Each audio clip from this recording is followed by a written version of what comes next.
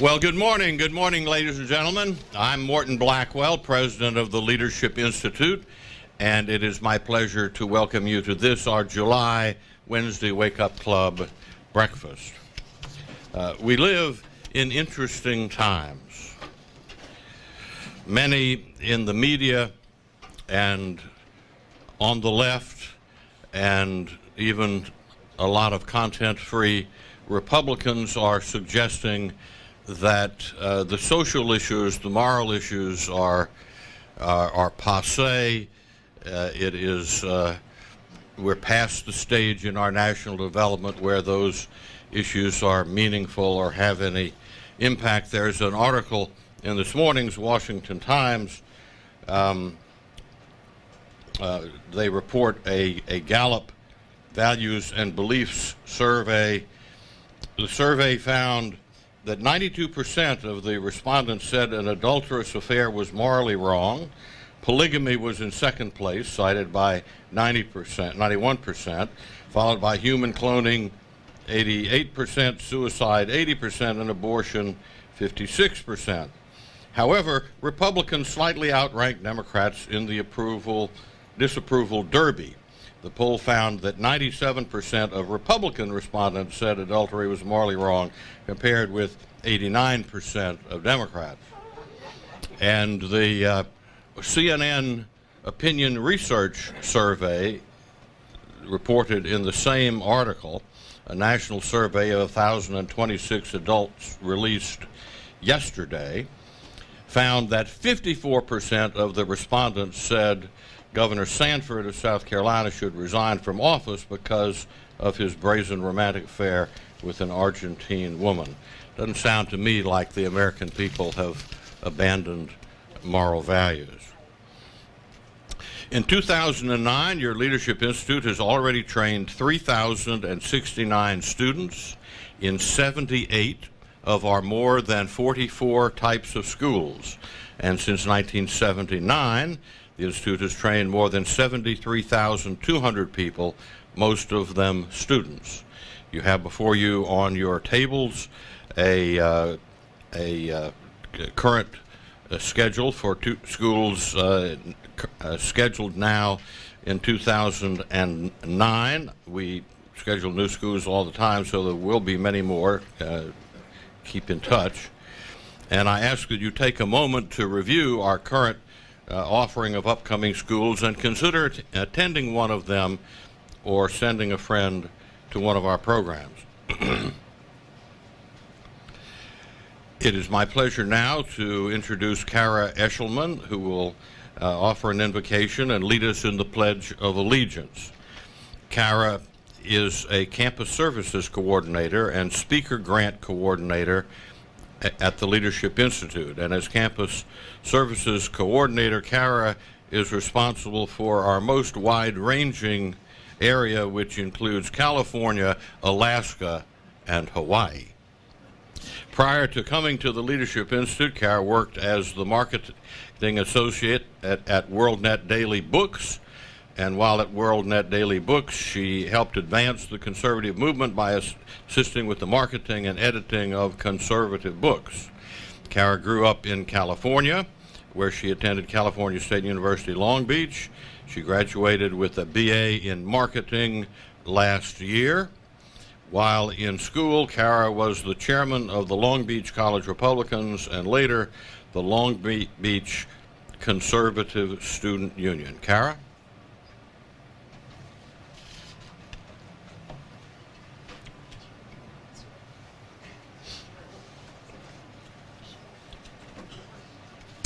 Please bow your heads. Father in heaven, we praise you for giving us your Son to be our Savior and Lord. Bless us all as we gather here today, and let us live happily in your love. Praise God, from whom all blessings flow. Giver to all things, as we gather for this banquet, we give thanks that we are again permitted to gather in this fellowship. May our friendships be strengthened and our lives be broadened. We give thanks for this food. Please bless it to our use and guide us that we may help others be the best they can be. Hear our prayer, loving Father, for we ask this in Jesus' name, amen. Please stand for the pledge. I pledge allegiance to the flag of the United States of America and to the republic for which it stands, one nation, under God, indivisible, with liberty and justice for all.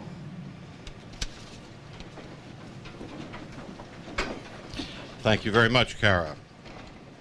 And now I introduce to you Megan Parlett. She will give us a report on a facet of the Leadership Institute's programs. Megan Parlett is currently the director of the Leadership Institute's Employment Placement Service. And I see in the audience her predecessor and former boss in that job, Jim Cromwell, coming back for lunch. Jim, welcome. We're delighted to have you here.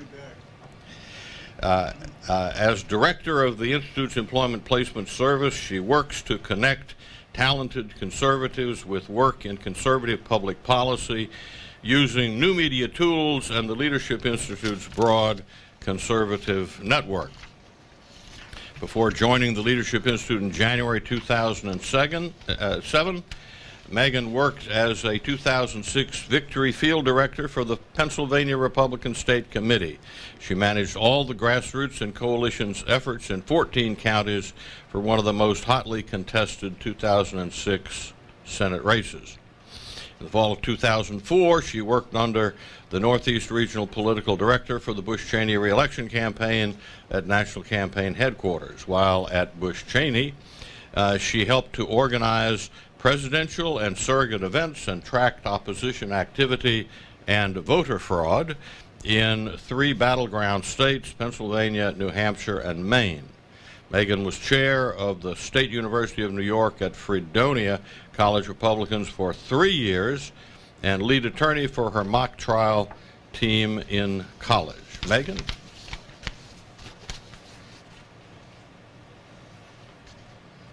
Thank you, Morton. Like Morton said, I do direct our employment placement services here at the Leadership Institute. And I believe I gave you a little update last time I was here, which was the beginning of the year. And I believe I talked about what a tough job market it was for conservatives. And while we don't deny that it's still a tough job market out there, we're seeing, record unemployment rates that we've, the biggest we've seen in the past decade probably. But I wanted to sprinkle a little optimism your way, because while I am seeing a rise in the number of job seekers who request support from my department, basically what we do is we speak to job seekers, do resume consultations, and help refer them to hiring organizations. I'm also seeing right now a rise in the number of jobs in what we call the hidden job market in Washington, D.C. And so basically what hidden job market means is that Washington, D.C. goes through periods of job churn where people decide to move up, move away, change jobs, things like that, and they leave positions behind them. And so while there may not be a rise in the number of jobs out there, there are definitely a rise in the number of job opportunities. So if you have any conservative friends who are looking for work, you can pass that information along their way, and hopefully it will make them a little more optimistic about their job search. So far this year, we've placed 73 conservatives in jobs since the beginning of the year. And so that's both in jobs and internships. We continue to track the success. If you recall, in February, we had a conservative job fair at CPAC with over 730 attendees, which is a big number. But since then, pretty much every other week, I've been getting an update from our employers about the types of people that they've been able to hire because of that job fair. Just to give you a snapshot of that, so far this summer, 6 of American for Tax Returns summer interns are through the CPAC job fair, 1 intern at Americans for Prosperity, 3 field reps and 1 summer intern at the College Republican National Committee, 2 Koch associates and 2 Koch interns. And basically the Charles Koch Charitable Foundation, they hire associates and place them in other conservative organizations. So we're very proud to say that people who came through the Leadership Institute are now in those programs. And lastly, 1 fellow for the Independent Women's Forum, and that's just a very small list of the number of people that we've been able to place because of our CPAC job fair. And lastly, I just want to close by letting you know that the Leadership Institute is hiring right now. And so if you have any friends or family that is strong conservative and they're looking to work for the conservative movement, there is a little flyer in the hallway that lists about 5 positions that we are hiring for. So I encourage you to take that with you and share it with any of your friends, and we'd be gladly to receive those applications. Thank you.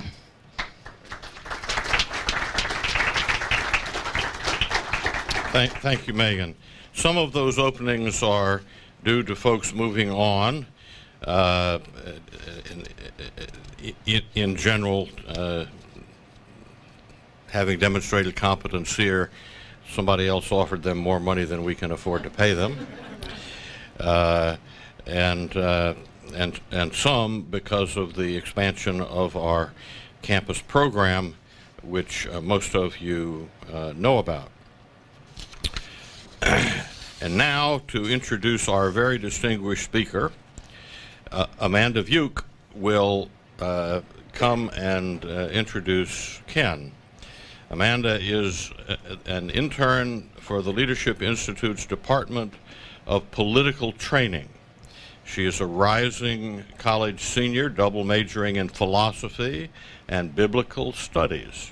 Amanda has volunteered on 5 different campaigns since she became politically active in her junior year of high school. Amanda?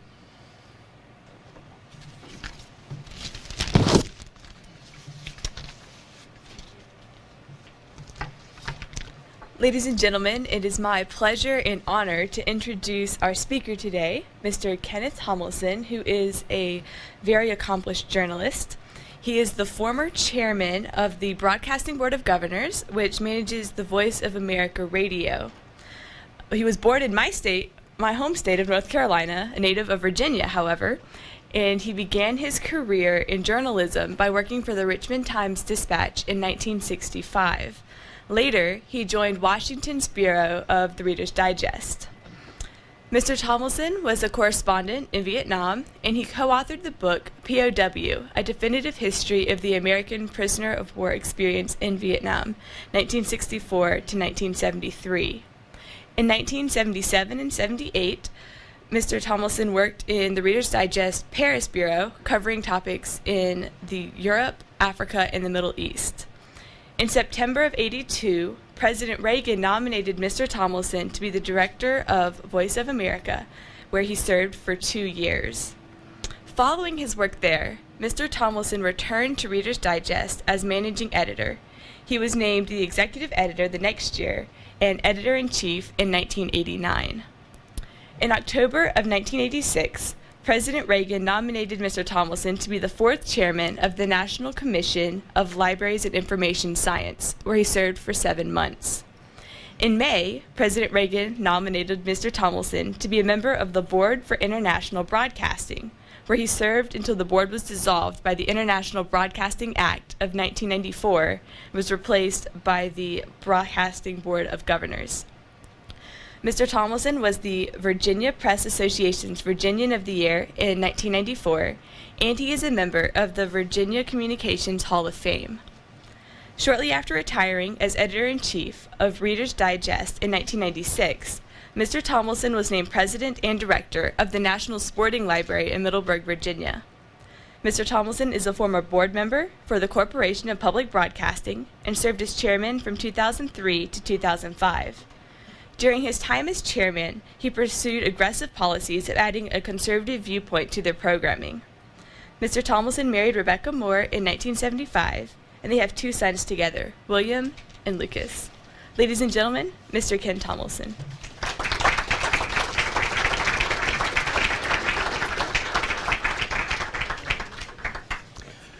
Morton, it's an honor to be here. Of all the accomplishments of the Leadership Institute, and by the way, my older son is a graduate of one of your programs.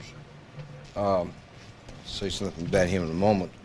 Of all the things I can say about your accomplishments at the Leadership Institute, the best thing I can say about Morton Blackwell is he's a great human being and as fine a person to deal with in this town of anyone I know. And to me, that ranks right up there with your accomplishments. We thank you. I have with me this morning Lucas Tomlinson, my son. His older brother, as I said, was a graduate of one of the programs here. He's a producer with ESPN in Bristol, Connecticut.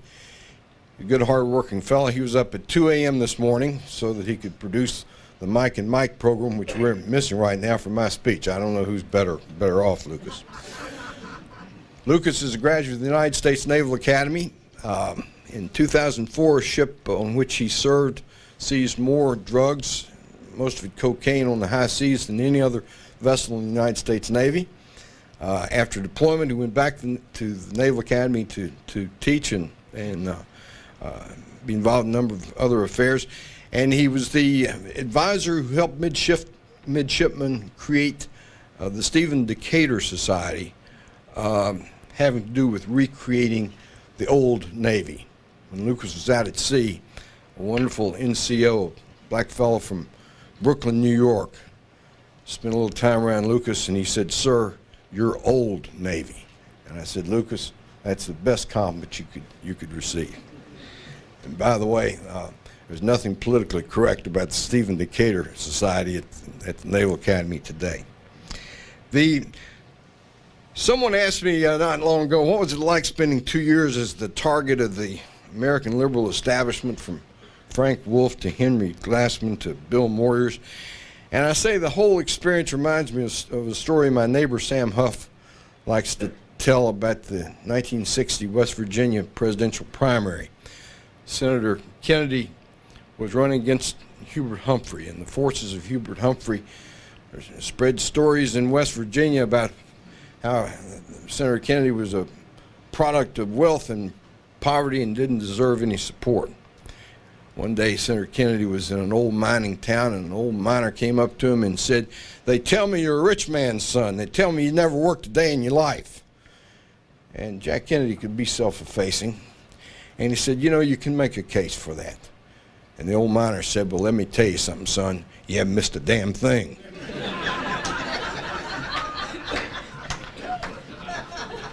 Well, if you haven't been on the receiving end of a campaign by the liberal establishment, I'll tell you, you haven't missed a damn thing.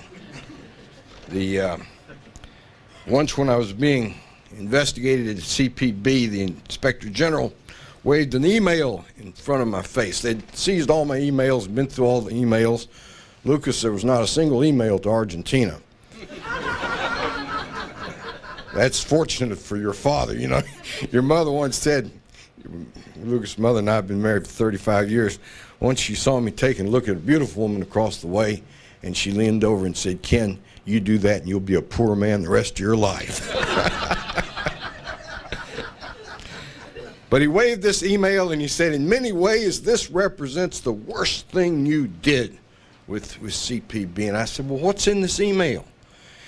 And he said, "It's from the Director of White House Personnel, Dina Powell, sent me an email and asked what are the qualifications to be president of CPB." And I responded tongue-in-cheek, "Loyalty to the president and patience to put up with the left-wingers who control public broadcasting." And he waved this document in my face, and later this was in the official report. He waved the document in my face and said, "This proves you were seeking to politicize public broadcasting." And I said, "Give me a break. Saying that I was seeking to politicize public broadcasting is like accusing me of introducing lipstick to Las Vegas." Only I didn't say lipstick.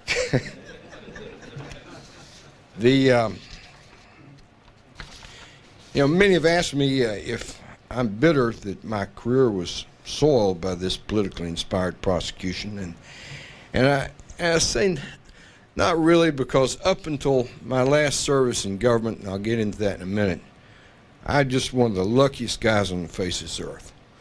My father was killed in a mill accident when I was 5 years old, but I was raised by a passionate mountain mother and a great father figure, her brother, who was the Republican County Sheriff of Grayson County. The happiest moments of my life were riding around in the sheriff's car.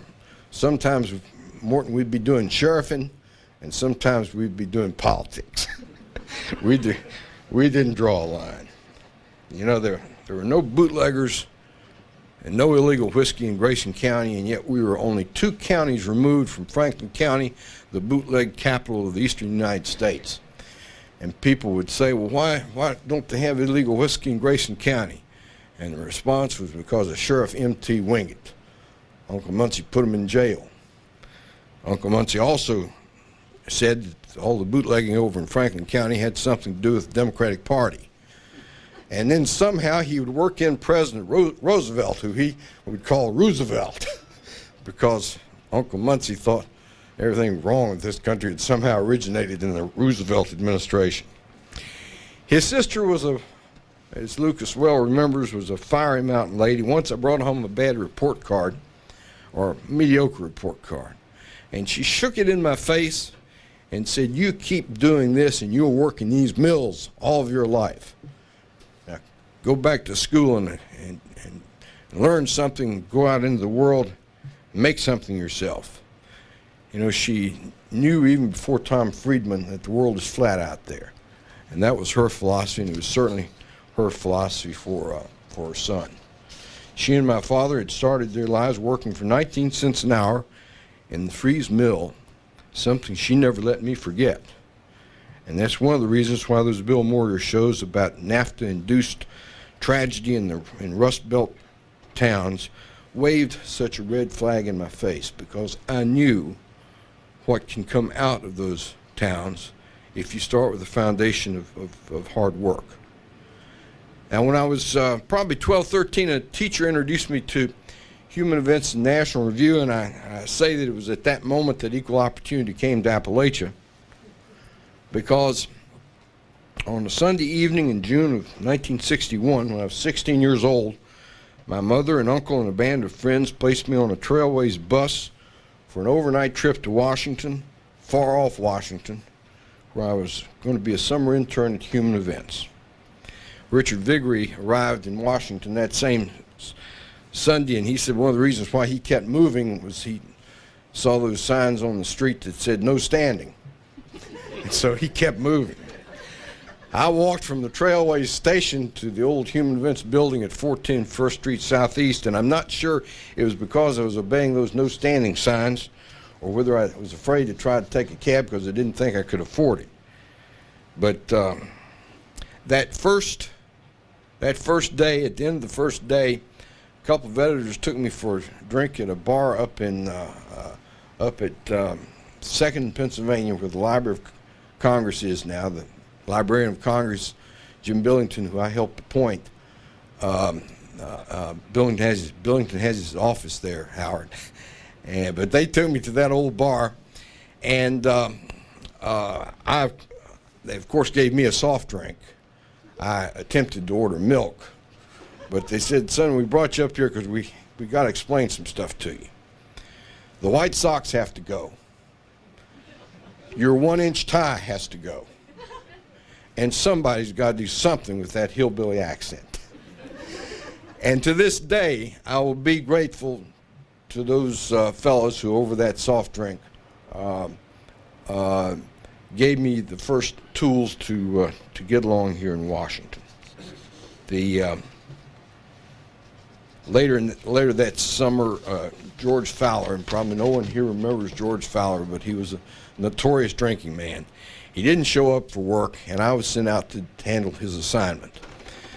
A House committee was holding hearings on the creation of the Peace Corps, and Sergeant Shriver, Kennedy's brother-in-law, was testifying. And after he testified on behalf of the Peace Corps, I followed Congressman August E. Johansson of Michigan out of the hearing room. And I said, Congressman Johansson, what do you think about this Peace Corps idea? And he said, I'll tell you, son, this Peace Corps is going to be a bureaucrat's dream and a taxpayer's nightmare. And I had my first Human Events story. That summer, Bill Schultz, who was ghosting Fulton Lewis's newspaper column, would take me and his brother to Marlboro Racetrack, where my love of thoroughbred racing was kindled. But seated at table 1 would be J. Edgar Hoover. And I used to dream of what it would be like to be seated at table 1 with J. Edgar Hoover and Lucas when we were once in Sky Suite one of Keeneland Racetrack, I thought back to those days when I would look at Hoover, because Hoover loved horse racing. After 3 summers at Human Events, 3 amazing summers, I can tell you great stories about those summers, I decided that I better get some newspaper experience, and managed to get an internship at the Richmond News Leader, and later ended up going to college full-time and working full-time for the Richmond Times-Dispatch. Those were interesting days. Over the years, I never really left politics. I secretly worked for John Ashbrook's campaign in 1972 for president. In fact, on primary election day, John Ashbrook and Tom Winter and I went to Hialeah Racetrack, where John Ashbrook proceeded to win something like $600. He got cleaned out by Richard Nixon that day in the primary, but he had a good day at the track. In '76, Morton and I were talking about John Ashbrook was a great American and a great conservative. In '76 campaign, I secretly worked with Jeff Bell on behalf of President Reagan. And in fact, one day Bob Carlson became a great friend, and I worked with Bob behind the scenes on welfare reform. I worked with him, I worked for him. And Bob was doing a book about his years of working welfare reform, and he called me up and he said, "Gee, it just occurred to me, you're editor-in-chief of Reader's Digest, I got to take you out of my book. I have all these stories about how you were maneuvering to help me with welfare reform. You weren't supposed to be doing that." And he did take me out of the book, and I was glad. But you know, as a reporter, I've had, as a journalist, you have to own up to your responsibilities, and you have to play it straight. I loved Judge Howard Worth Smith, who was chairman of the House Rules Committee. And when I was a young Human Events intern, I used to go up and sit with Judge Smith in his office, the #1 place in the Longworth House office building.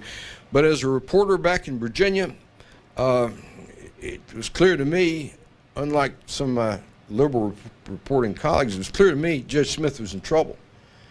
And in fact, I projected him losing his race against left-winger George Rawlings, which indeed he did.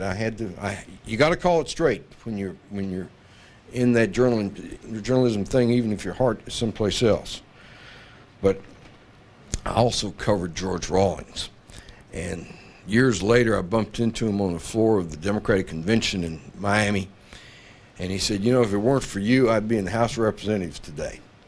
Because I went to a meeting of young Democrats and was not recognized, and I asked George Rawlings, I said, "You know, you won the primary, and you're probably going to win this election, but after you win, don't you think we better go after all these local Democratic office holders, these sheriffs and these members of the Board of Supervisors, to put in liberals? Shouldn't that be the next step?" And Rawlings said, "That should be the next step." And I wrote the story. and the southern end of the district turned out and elected a fellow named Bill Scott, may he rest in peace. But Rawlings said if it hadn't been for that newspaper story, I'd be in the House of Representatives. You heard my bio, and I could tell you POW stories between now and adult whiskey time this evening. That was a marvelous experience working on that POW book, and it's a marvelous experience living in Paris and working in 19 countries, including covering that now forgotten Ogaden War in the Horn of Africa. It was a real fluke of history that at 36, 37, I became director of Voice of America, but the fact of the matter is my 2 predecessors had either been fired or departed early rather than deal with that sometime monster Charlie Wick.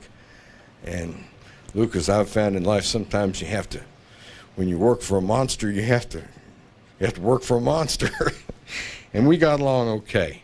I understood the rules of journalism, and I also understood how important it was to speak the truth to communism.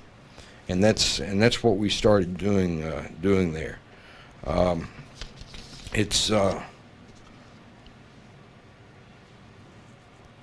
We did had wonderful years at Reader's Digest. One of my favorite stories I originated at Reader's Digest, we did a study with polling, sophisticated polling, to determine what's the #1 factor that produces success in schools. And the number one factor turned out to be having meals with your children. You could be a single parent, you could be a two-family parent, but if you had meals with your children did better in school. And Lucas, we did all that growing up. I used to say that I wanted my children to know the parables of Jesus and the stories of the Old Testament, and I wanted them to know how to read the racing form so they could understand statistical probability. So for 7 years, Lucas, I taught your Sunday school class, and for 7 years we'd go down to Belmont Racetrack or go up to Saratoga or go out to Keeneland. Those were we had good years. Because of my friendship with Frank Shakespeare, I ended up on that RFERL board. It was an extraordinary board. Steve Forbes was chairman, and Lane Kirkland, head of AFL-CIO, was on that board. And those guys became like brothers to me, and it was the most extraordinary experience in my life. I would later pay for it dearly on that broadcasting board of governors, dealing with the likes of Norm Patitz and Mark McKinnon. But, you know, God gives you some good things, and God gives you some challenges. But I'm proud of what I did at BBG. I'm proud that because of our efforts, you now have 24/7 television in Persian to Iran, which I hope had a little something to do with what we've seen in that country in recent times. But one story about Frank Shakespeare before I move on to my conclusion. And gosh, when you're listening to a breakfast speech, don't you love to hear about a conclusion?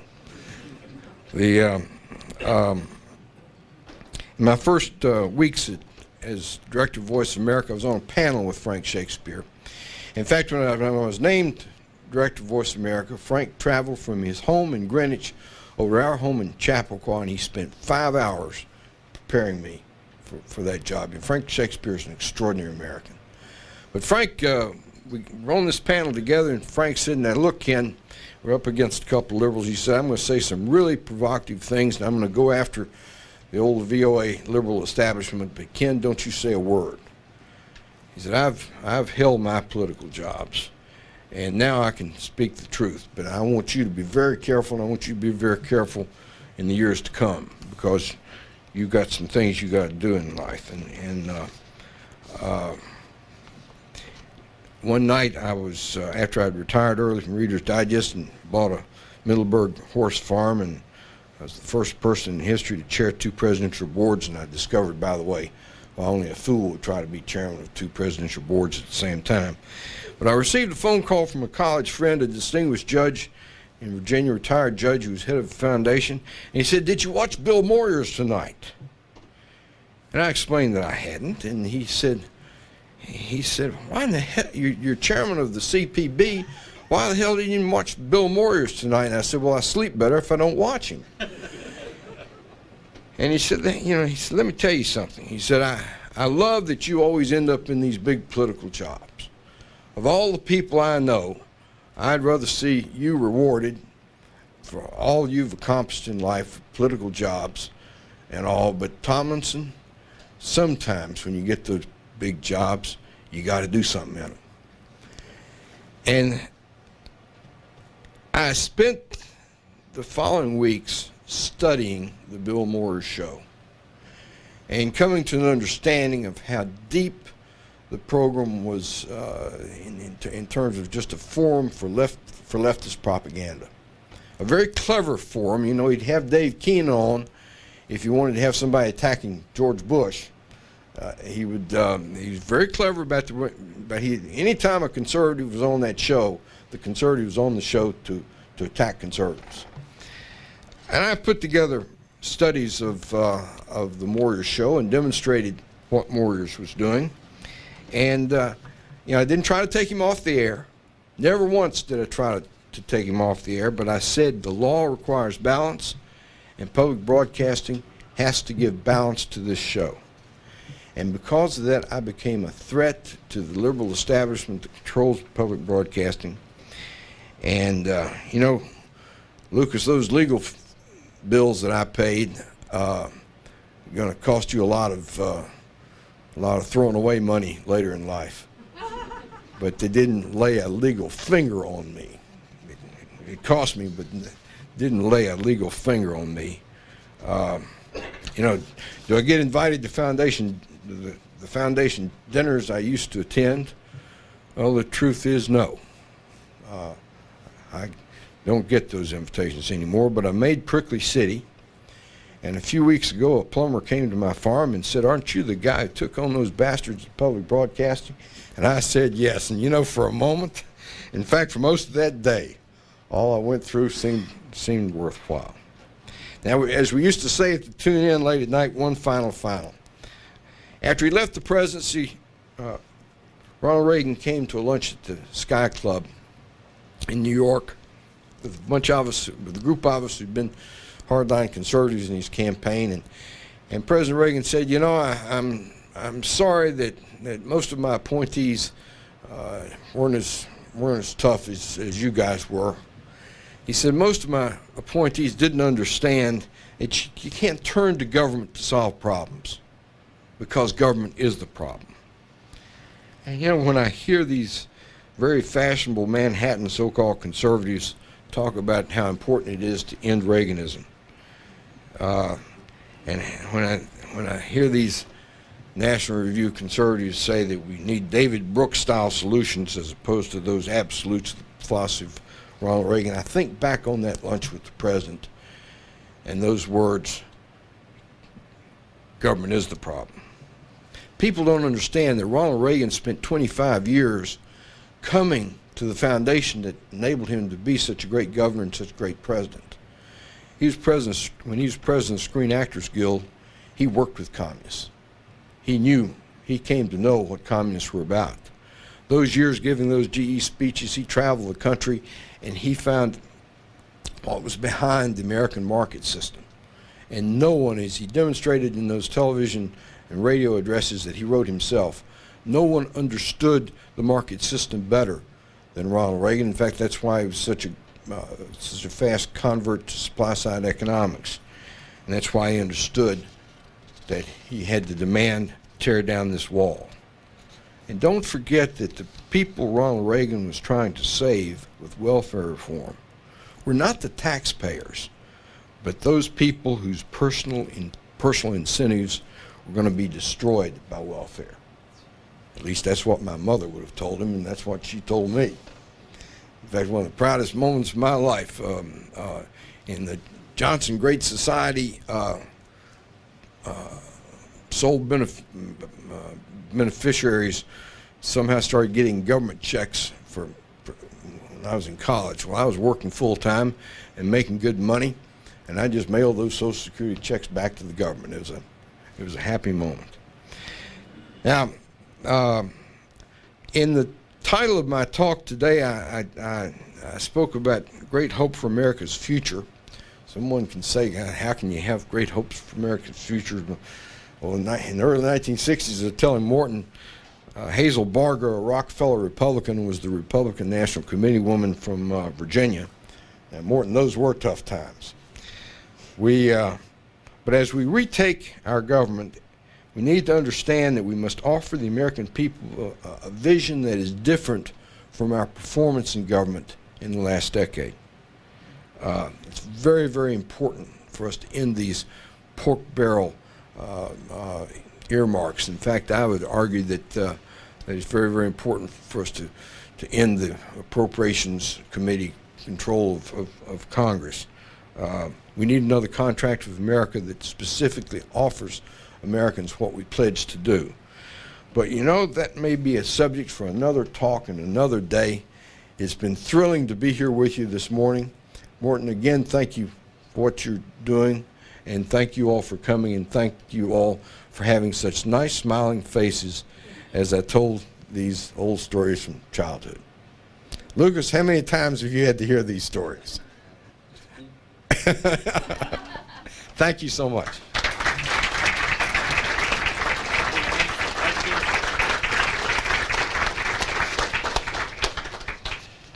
Ken has consented to take some questions. Here's a man with vast knowledge and vast experience, and I am confident that there will be people. Why don't you pick the folks who are asking? We have microphones here, and And so if you'd wait to articulate the question until you have the microphone. My name's, is this on? Yes. My name's Howie Lynn. Thank you, sir, very much for your kind comments. This topic is nothing that you talked about, but of course all in our minds, the global warming bill that was just passed by the House of Representatives last Friday. It's not, we're preaching to the choir here about why it's so bad, but the question I have is how do we get the information to the American public better than it's gotten? Most of the public believes in global warming, believes that we need to transfer this massive amount of wealth to this new unproven technology of energy and such. But sir, I'd just like to hear your comments on how you think we might be able to get this message better across to the American public. That's a very good question, and I must admit that I live in such a cocoon, and I'm so convinced that the global warming thing is claptrap that I failed to understand what Lucas came back from Naval Academy one time saying that Dad, my teachers believe in global warming, and it's tough to talk them out of it. We got to stop this thing in the Senate. I noticed that Mitch McConnell is going to be speaking to you later. I think it's so important in addition to continuing to fight these battles. And by the way, Fox News, because of Brit Hume, has done a good job on this issue. Losing Brit on that 6 o'clock show is a great loss, but they've done a good job because the specifics of global warming are so devastating.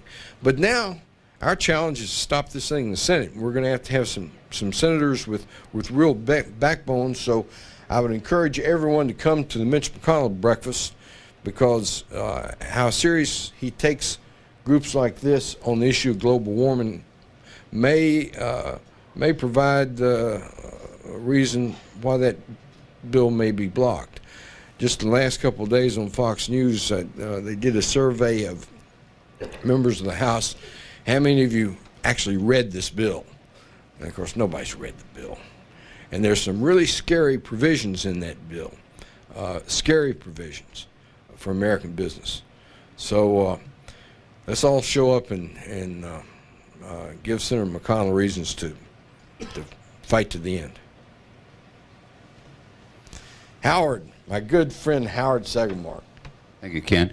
In your areas of expertise, how would you grade the Obama administration's appointments and policy changes so far in public diplomacy and public broadcasting, and what are you most concerned about that they will do?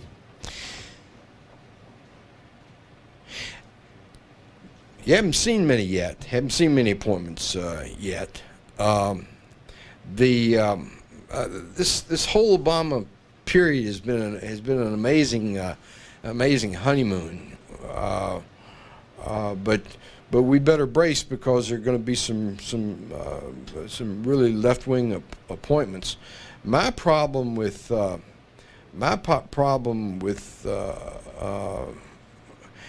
I really came to the conclusion that we're never going to be able to do much about public broadcasting. You're just not going to change it. Someone pointed out to me, the people who control public broadcasting in every state of the union, including Mississippi, are the most liberal people in the state. I found only 2 officials in public broadcasting who were fair people. One was in North Carolina, and the other was in South Dakota. So I think you just let public broadcasting wither on the vine, and they're going to do a good job with that. In terms of international broadcasting, it's very, very important that we take America's message to the world, and it's very, very important that we be credible as we're doing that. Watching how Radio Free Europe helped win the Cold War was one of the great experiences of my life, but we were able to do that because Lane Kirkland and Steve Forbes were joined at the hip. The Democrats I was working with were only interested in getting rid of me, because they were running the thing before I arrived, and they were running the place. They started running the place again as soon as I left. But international broadcasting is important. It's very important, especially in the native language, in native languages of people we broadcast to. You know, you have a whole bureaucracy there on Capitol Hill of English people, English speakers, working for public broadcasting. What you need is Persian speakers, Arabic speakers. We didn't help Poland survive communism by talking to them in English. We spoke to them in Polish. But because of the English-speaking bureaucracy there, you don't lose any of those English jobs, but we sure do lay off the people who can speak the languages. It's a tough deal up there. Also, you didn't hear me saying that, Howard, when I was in office. Excuse me, sir. Wait for the microphone. I'm okay. What? Okay, I'm Arthur Purvis. I'm from the Fairfax County Taxpayers Alliance. I was interested that you said that you returned your Social Security checks. What should the Republican strategy be on Medicare, Medicaid, and Social Security and all the other big government entitlement programs? Boy, Lucas, your people ask tough questions, Morton. Very tough question. And you go back to my dear friend Karl Rove and his pals in the White House thinking you'd buy a generation of voters if you took care of their drug bills. I think it's very important for us to put these issues on the table and talk about these issues, because there truly is no such thing as a free lunch, and yet we've developed a situation in this country where there's a sense of entitlement that's a real problem for us. I have a good friend out in Middleburg who's a surgeon. In fact, he developed a whole technique for knee replacements and hip replacements. I met him when I severed my Achilles tendon in 1981, and we were out to dinner with my friend and his wife the other night, and he said the last years he was a surgeon were miserable years for him because of the sense of entitlement that his patients had. If anything went wrong, it was my fault, and I had to endure their complaints, whereas 20 and 30 years before, my patients were most grateful for everything I was doing to try to help them. And nothing in medicine is absolute, and sometimes he performed miracles, and sometimes the operations didn't go as he had hoped, and if they didn't, his patients blamed him because of this sense of entitlement that we've developed on, and that's a problem. But I also believe in the long run, you know, in the early 1960s when I came to town, we thought we were in for a long time of the Great Society, and thanks to Richard Nixon, we were. But if we fight hard, and if we continue to put these issues out, we're gonna come back. If for you young people, if you hear nothing else I say today, I saw Bob Novak's photo up here. Get Bob Novak's biography. It is a wonderful book about his experiences in Washington. And by the way, Rebecca and I spent probably an hour and a half with Bob just 2 weeks ago. He's quite ill, but it was a wonderful experience to be with him again. But get his biography, The Prince of Darkness. If you hear me say nothing else, get that book. Jan Smith, is it on?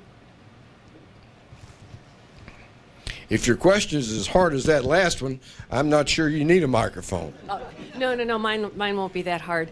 Just wanted to hear your comments and your thoughts on the fairness doctrine, localism. What are they doing with that, and where are we going, and what can we or should we be doing as citizens looking at that issue coming up? It's scary. It's scary, and it's especially scary since Obama seems to be able to do so much without the American people realizing what's happening. And that fairness doctrine is just about as bad as anything we might face in getting rid of that fairness doctrine in the Reagan administration. I didn't fully understand it at the time, but gosh, that was so important, because the whole growth of talk radio, talk about democracy, that's the only thing we got,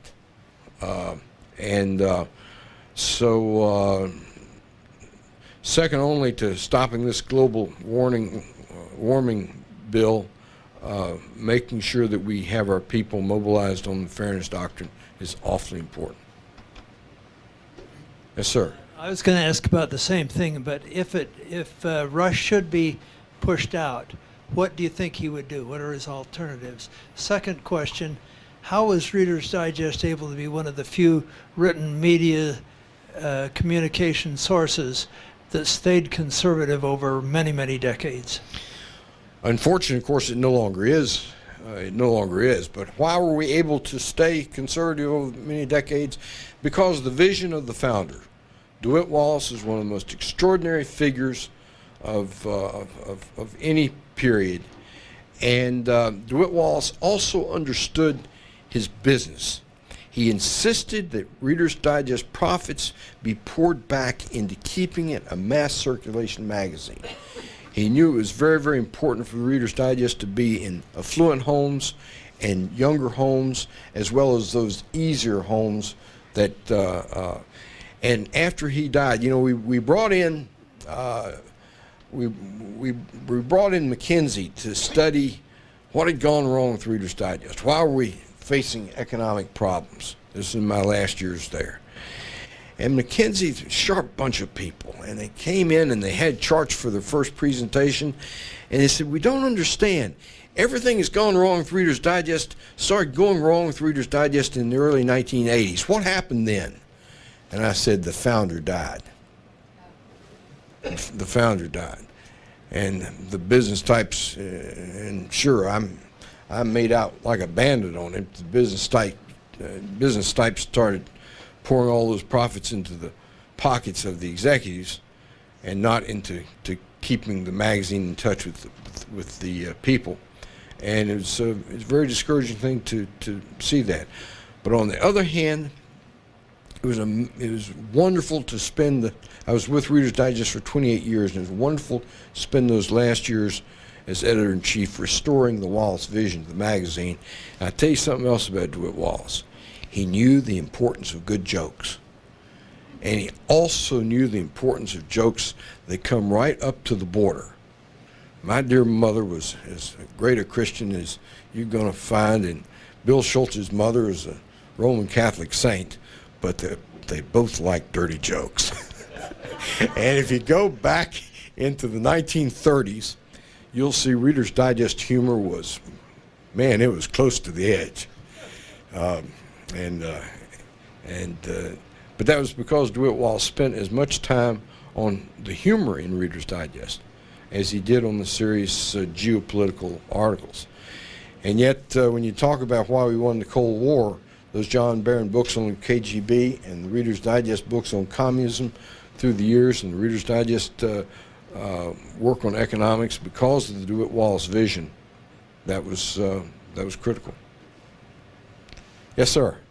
With 90 to 95% of the media reporters admitting that they're Democrats, how can we as conservatives break through that? It seems like they're the gatekeeper, and it's impossible to get through them. Keep supporting the Leadership Institute. Keep supporting programs that will take kids like me and enable us to pursue a career that's not a natural path. There is no reason. I mean, I found it at the Richmond Times-Dispatch, I was virtually the only conservative in the newsroom. Conservatives simply don't go into media, or they did in the past, or like Britt Hume, they become wise as they grow inside the place. If you're intellectually honest, you're not going to stay a liberal. It was the old joke that they used to tell: if you're a liberal after you're 40, you have no brains.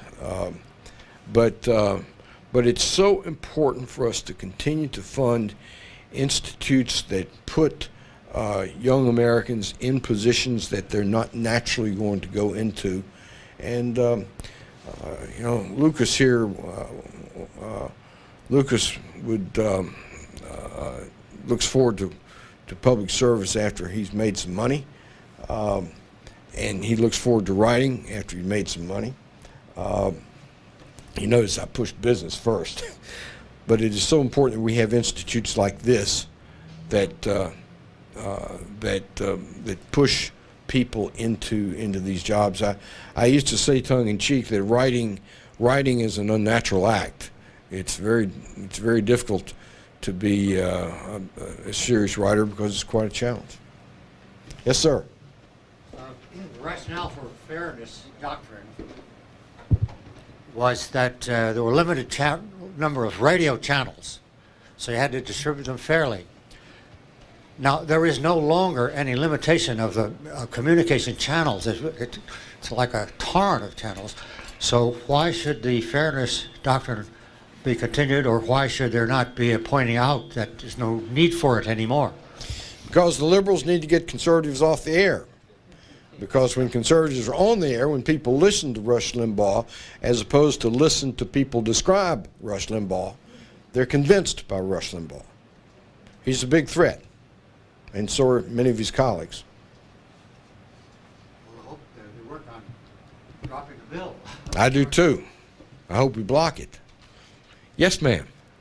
How can we, conservatives, bring pressure to bear on the populace that they get up on their heels and say enough is enough? How can they are the ones who have elected what we have in Congress? We need to educate them that they see the two sides of the issue and do some thinking. I was very encouraged by these tea parties. And they came out of nowhere. And they came out of people who weren't necessarily involved in politics today. We just need to encourage our people, including people like you and me, Lucas, to stay involved in these issues, because issues that we've been talking about today are very, very important, and you can change the mind of the public, especially when you even as we face the difficulty of combating what Barack Obama is doing with our government. We've got to focus on the issues, and we've got to focus on the issue, is this working? Is this working? That's how we got welfare reform. Because you can complain all you want about Ronald Reagan's stories about the welfare queen, but the people out there knew those welfare queens were out there and knew that welfare was bad, and that's why in the end we got welfare reform, which of course Obama's trying to undo. But we have to have the strength, again, by supporting institutions like the Leadership Institute. We've got to have the strength to put these issues on the table. We've got to have them on the table. Because if you listen to what passes for the drive-by media in the newspapers and elsewhere, you're not going to see our issues. Is there one more question? You were such a good audience. You know, you can tell by looking at people's faces whether or not they're following what you're trying to say. And I'm not a great speaker. I like to think I'm a great writer, but I'm not much of a speaker. And you people were very kind to me this morning, and I thank you. Thank you.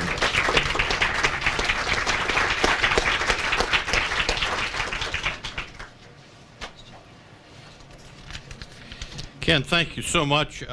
We do very much appreciate your coming. Glad you brought Lucas along as a token of appreciation and in memory of the occasion. Let me present to you a Leadership Institute Adam Smith tie.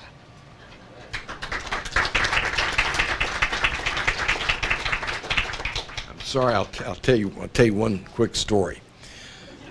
So Lucas grew up in Chappaqua, New York, and he was recruited to play sports down here at Episcopal High School, which is kind of an old South school. And we went up to Lucas's first football game up at the Hill School in Pennsylvania, and he was wearing my old Adam Smith tie. And I said, Lucas, how impressed I am that you're wearing the Adam Smith tie. He said, well, don't say that too loudly. He said, I've told all these Southern boys that it's a Jefferson Davis tie. So I'm glad we have a second tie in the family, Lucas, because this time you can proudly say it's Adam Smith. Great. Thank you.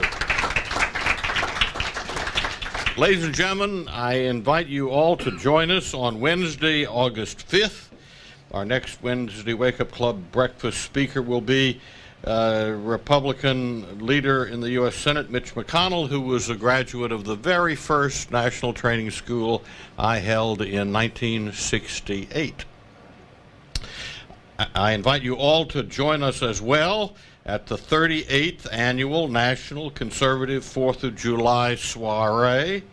The event will be held at Bull Run Regional Park on Saturday, the 4th of July, from noon until 4:30 p.m. And you can find more information about that traditional event on the invitations at your table or by visiting the Leadership Institute's website, www.leadershipinstitute.org. We've got a couple of excellent speakers, including Delegate Scott Lingenfeltner and the young man who set on fire the Republican State Convention about a month ago, 6 weeks ago, in Richmond, a fellow who just graduated from Virginia Tech and was commandant of the Corps cadets there. And this guy, his life story is fascinating, and he gave what may well be the most powerful patriotic speech that I have ever heard in my life, and I have heard a lot of patriotic speeches in my life. This guy was outstanding. There were a lot of good speakers at this convention. Sean Hannity was there. We had a lot of good conservative speeches done. This guy repeatedly brought tears to my eyes as he told his life story and talked about his love of his adopted country. If any of you are interested in purchasing Adam Smith ties or other Adam Smith materials, Kathy, my assistant Kathy Graham, she would be happy to sell you just about as many ties as you could carry away and other materials. And anyone who would be interested this morning in a tour of the Leadership Institute facilities should meet Seth Nichols here at the lectern. Seth is here. He's going to come up here, and he would be delighted to give any of you a red carpet tour of the Leadership Institute. Thank you very much for coming, and look forward to seeing you again soon.